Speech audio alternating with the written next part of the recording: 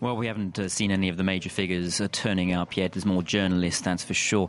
Here at the UMP headquarters, what we are expecting to hear from them is a certain degree of relief. The results aren't as bad as feared and slightly better indeed than could have been hoped, with the nationwide picture giving the impression that they are tying really with the core of the socialist vote at about 35% for both of the parties. Of course, then, despite that high abstention rate, that is pretty good news for the party. Perhaps it is vindication too for the UMP, which has been campaigning pretty hard, given that basically they are up against the wall, if you will, democratically. There's a degree of satisfaction then that their message has got through, and it is not as bad as could have been feared. They do appear to be comparing this result to 1988, when, of course, the socialist François Mitterrand was re-elected, but the following legislative election didn't give him a huge margin. Indeed, he had to govern with a relative majority.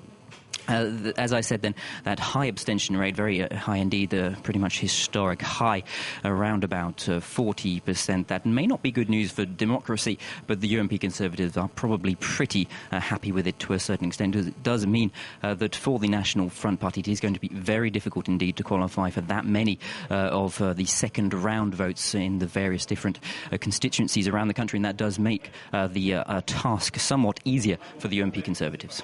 And look, we've heard a lot of people talking about the unity of the UMP at this particular moment. Do you get the sense from where you are that this is a party that's falling apart at the seams? Well, I wouldn't go as far as to say that. Of course, you mentioned earlier this is to a certain extent the third round of the presidential election. Perhaps the fourth round of the presidential election could well be what goes on within the UMP Conservative Party in the coming weeks and months. We're going to very much have to wait and see until next week, of course, to see exactly what is the layout of the new National Assembly, just to see what is the balance of power within the national scene itself, but of course within the party too. Basically, the party is being torn in two directions, between the moderates on one hand and the populist further right figures. And many of those of right-wing of the right-wing party itself, they're not quite so reluctant to talk to the far-right National Front Party as some of perhaps their colleagues within the UMP itself. That does mean there is a bit of a conundrum for the party and the party leadership. And of course, in the coming weeks and months, the leadership of question is likely to be raised again and again.